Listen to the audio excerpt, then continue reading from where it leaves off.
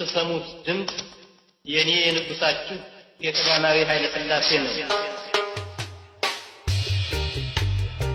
የአገሬ የኢትዮጵያ ሕዝብ ምናልባት ሁላችሁም ልትሰሙት ያልቻላችሁት ልታውቁት የሚገባ ነገር እንገልጽላችኋለን።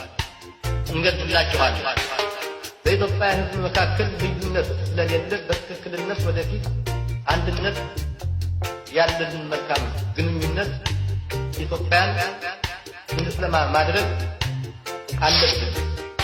በንቃትና በጋለ ጉልበት በየበኩላችን የምንጠብቅበትና የምናገለግልበት አዲስ ዘመን አሁን መጀመሩ ነው።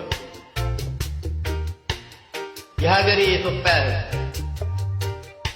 ቸር እግዚአብሔር እሱን ስለመለሰልን የተወደደች ሀገራችንን ኢትዮጵያን እንድትለማ ማድረግ አለብን።